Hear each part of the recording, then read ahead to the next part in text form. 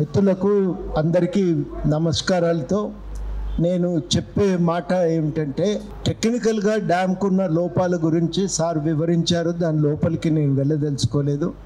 రెండవది చాలా కీలకమైన అంశము, వరదను కిందికి వదిలేసి మళ్ళీ పైకి ఎత్తిపోయటం అనేది అవివేకమైన చర్య.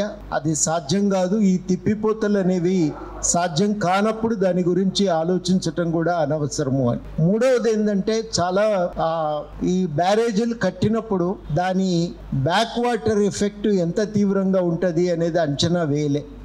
సుమారు 50-60 వేల ఎకరాలు కదా ప్రతి సంవత్సరం మునిగింది, రెండు వైపులా కలిపి. ఇంకా ఎక్కువనే 80,000 ఎకరాలు రెండు దిక్కుల్లో కూడా కలిపి. దానికి సంబంధించి ఏం చేయాలనేది గవర్నమెంట్ దగ్గర ప్లాన్ లేకుండే. దాన్ని పునః ఆపొచ్చా, వాటిని ముంపు ప్రాంతంగా పరిగణించి పరిహారం ఇవ్వాలా అనే విషయం పైన గవర్నమెంట్ ఒక నిర్ణయానికి రాలేకపోయింది. చాలామంది రైతులు ఒడ్డునున్నటువంటి వాళ్ళకి ఇది ఒక శాపగ్రస్తంగా మారింది.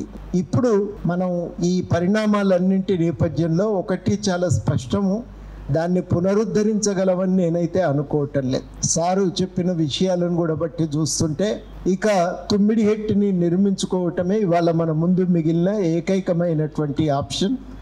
కొంచెం ముందా కొంచెం పైకా ఆ చర్చ టెక్నికల్గా ఇంజనీర్లు తేల్చవలసినటువంటి అంశం. కాబట్టి తుమ్మిడిహెట్టి నిర్మించి గోదావరికి ఎల్లంపల్లికి నీళ్లు ఇవ్వటమే సరి అయినటువంటి పద్ధతి, ఒరిజినల్గా అంచనా వేసినటువంటి పద్ధతి.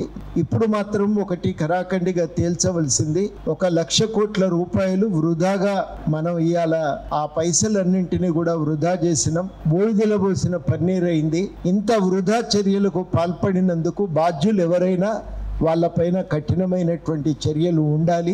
ఇవి ఈ వారి అబ్జర్వేషన్, శాస్త్రి గారి అబ్జర్వేషన్స్ మరొకసారి అవసరాన్ని ఎత్తు చూపుతున్నాయి, ధృవీకరిస్తున్నాయి. తప్పకుండా ఇవాళ మళ్ళీ మనం ప్రత్యామ్నాయాల గురించి, తుమ్మిడిహెట్టి గురించి ఆలోచించటమే మేలైన పద్ధతి అని చెప్పి నేను భావిస్తూ సెలవు. ఇప్పుడు బ్యారేజెస్ కింద డ్యామ్కు డిఫరెన్స్ ఏం పెట్టారంటే, కట్ ఆఫ్ ఉంటుంది. ఒకటి 2 TMC కంటే తక్కువ ఉంటే బ్యారేజ్ అని, 2 TMC కంటే ఎక్కువ ఉంటే డ్యామ్లని హయ్యర్ స్టోరేజ్ అని పెట్టారు. ఇది ఎలా ఉంది అంటే, బ్యారేజెస్ అనే పెట్టారు తప్ప మేడిగడ్డలో కొంచెం అతి ఆశకు పోయి దాని కెపాసిటీని 16 TMCలు పెట్టారు. అది ఆశ మంచిదే. అది ఎలా ఉంది అంటే, నాకు ఉపమానాలు ఇవ్వడం కొంచెం అలవాటు బాగా. నా మనమడున్నాడు 6-7 ఏళ్ళే, వాడు సైకిల్ మాత్రమే ఖాయించి నడిపిస్తాడు. మీ పల్లెటూళ్ళలో తెలుసు కావచ్చు. కానీ నా ఆశ ఏముంది, నా మనమడు సైకిల్ రేస్ సీటు మీద పోయి కూడా ప్రైజ్ తీసుకొని రావాలి అని పెట్టాను. వాడు సీటు కూడా నడిపిస్తాడు, కానీ నేను సీటు పట్టుకుంటే నడుస్తాడు వాడు. నేను పంపించిన తర్వాత సైకిల్ నడుస్తాడు, వాడు పట్టుకోలేదు కాబట్టి కొంత దూరం పోయి పడిపోయాడు. అంటే కంచి లాంటిది బ్యారేజ్, సీటు మీద నడిపేది డ్యామ్.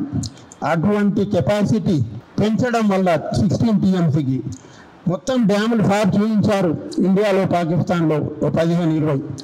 దాంట్లో ఈ 3 డ్యాములకే హైడ్రాలిక్ హెడ్ 11 మీటర్లు ఉంది. తక్కిన వాటికి 2 మీటర్లు 3 మీటర్లు అదే ఉంది. ఇంకోటి ఏం జరిగింది అంటే, కాంక్రీట్ బ్లాక్స్ కూడా కింద పెట్టినాయి, కొట్టుకుపోయినాయి. క్రీప్ లెంత్ అని క్యాలిక్యులేషన్ చేస్తారు. మీది నుంచి వచ్చిన నీళ్ళతో డ్యామేజ్ అయింది, కింది నుంచి వచ్చిన డ్యామ్ అయిపోయింది. శాండీ ఫౌండేషన్ మీద కట్టడం చాలా క్రిటికల్. మంచి ఇంజనీర్ ఉండాల్సి వస్తుంది. ఇంకోటి ఇంజనీర్లకు సిగ్గుచేటు ఏంటంటే, నేను ఇంజనీర్ని అయి ఉండి నేను ఇంజనీర్లు ద్వేషించకూడదు, కానీ తప్పు చేసిన ఇంజనీర్లు నేను వదిలిపెట్టాను. ఒక పెద్ద పెద్ద ఇంజనీర్లు ఏం చెప్పారంటే, మొత్తం డిజైన్ పెద్దలకు చూయించాం, మినిస్టర్కు చూయించాం, సీఎం గారికి చూయించాం, వాళ్ళు చెప్పిన తర్వాతనే కట్టాం, వాళ్ళు చెప్పినట్టే మొత్తం కట్టాము, అది కొట్టుకోపోతే మమ్మల్ని ఎందుకు అడుగుతారండి అంటున్నారు. దానికి కూడా నా దగ్గర మంచి ఉపమానం దొరికింది. ఇంతకుముందు సార్ దగ్గర చెప్తుంటుంది. ఒక న్యూరో సర్జన్ నిమ్స్ హాస్పిటల్లో న్యూరో సర్జరీ చేస్తాడు, హెడ్ సర్జరీ. ఆ పేషెంట్ ఏంటి అంటే ఒక విఐపి, ఒక పార్టీకి చెందిన విఐపి. అది సీఎం పార్టీకి చెందిన వాడే. సీఎం కూడా వచ్చారు థియేటర్కి. సీఎం కాబట్టి థియేటర్లో అలో చేశారు. అలో చేస్తే కొన్ని సూచనలు ఇచ్చారు సీఎం గారు. కొంచెం మంచిగా చూడండి బాబు సర్జరీ, కొంచెం మంచిగా ఎమ్మెల్యే అండి మా వారు, మంచిగా చూడండి అంటే, ఆ న్యూరో సర్జన్ ఏమంటుండంటే, న్యూరో సర్జరీ మినిస్టర్ గారు చెప్పినట్టే చేశాను. అదొక్కటే కాదు, మందులు కూడా సీఎం గారు చెప్పినే తోచా తప్పకుండా ఆయనకు రాసిచ్చాను. పేషెంట్ చచ్చిపోతే నన్నెందుకు అడుగుతారండి ఒక న్యూరో సర్జన్ అంటుండు. ఇది ఎక్కడి ఉదాహరణ అండి? ఇది మంచిది కాదు పద్ధతి అంటున్నా. సారు స్పీచ్ ఏంటంటే, మా గురువు గారు ఆర్ఈసీలో ఇప్పుడు ఎన్ఐటి అంటారు, ఒక 1000 మంది ఉంటే మైక్ పని చేయకపోతే మైక్ బయటపడేస్తారు. 1000 మందికి చెప్పగలిగే శక్తి ఉంది. ఇప్పుడు నేను చెప్తున్నాను, 24 గంటలు చెప్తానన్నారు, కానీ మేము ఇక్కడ ఉన్న వాళ్ళం బ్యారేజ్ లాంటి వాళ్ళం, చిన్న లోడే భరిస్తాం, ఒక 5-6 గంటలు వింటాం. మీరు 36 గంటలు డ్యామ్ లోడ్ వేస్తే మేము కూడా కొట్టుకుపోతామని చెప్తున్నా. కాబట్టి చెప్పగానే ఆపేశారు మీటింగ్. ట్రాఫిక్ అంటాం, స్పీడ్ ఎక్కువ ఉంటే మనకు వెహికల్స్ ట్రాఫిక్ చాలా స్పీడ్ వస్తుంటే స్పీడ్ బ్రేకర్స్ పెడతాం మనం. ఆ స్పీడ్ బ్రేకర్ కూడా మొదలు చిన్నది పెడతాం, తర్వాత ఇంకోటి పెట్టేస్తాం. అది తీరా ట్రాఫిక్ వచ్చేంత వరకు వెలాసిటీ తగ్గేటట్టు చూస్తాం. అది ఆపేక్ష కొద్దీ హై స్పీడ్ వస్తుంది, స్పీడ్ బ్రేకరు 6 ఇంచులు 9 ఇంచులు కాదు 2 మీటర్లు పెట్టండి అంటే అది తీసుకొని డ్యామేజ్ అయితే అయిపోయారు. సో దేనికి కూడా లిమిట్ ఉంటుంది, డిజైన్ ఉంటుంది. అవన్నీ ఫాలో కాలేదు. మినిస్టర్ చెప్పినంత మాత్రాన ఇంజనీర్స్ వినకూడదు ఎప్పుడు కూడా. మన కర్తవ్యం ఏంటంటే కనీసం చెప్పాలి. ఇది ఉంటే రూల్స్ ప్రకారం కోడ్స్ ఆల్రెడీ ఉన్నాయి. మేము పుట్టకముందు నుంచి కోడ్స్ ఉన్నాయి, మేము పుట్టిన తర్వాత కొత్త కోడ్స్ వచ్చాయి. అవన్నీ చెప్తున్నాయి ఏంటంటే ఇది ఇట్లనే ఉండాలి, అది లేకుంటే పడిపోద్దని సీఎం చెప్పడానికి భయం ఎందుకండి? భయం కాదు, అతి అనుకువ తీసేసి ఎక్కడన్నా విశాఖపట్నంలో వేస్తారేమో, సహారా ఎడారిలో వేస్తారేమో. నేను కాళేశ్వరంలో ఉండాలి, నేను కూడా కాళేశ్వరంలో చేసిన. కానీ ఎల్లంపల్లి ప్రాజెక్ట్ చేశాం. చిన్నప్పుడు జేఈగా చేసిన డ్రాప్స్ కూడా మొన్న పోతుంటే నా భార్యకు చేసిన, నువ్వు రాకముందు నా పెళ్లి కాకముందు చేసిన డ్రాప్స్ అమ్మా, ఇవి ఇప్పటికీ ఉన్నాయి. అట్లుండాలి స్ట్రక్చర్స్. ఒక 100 ఏళ్ళు ఉండాలి.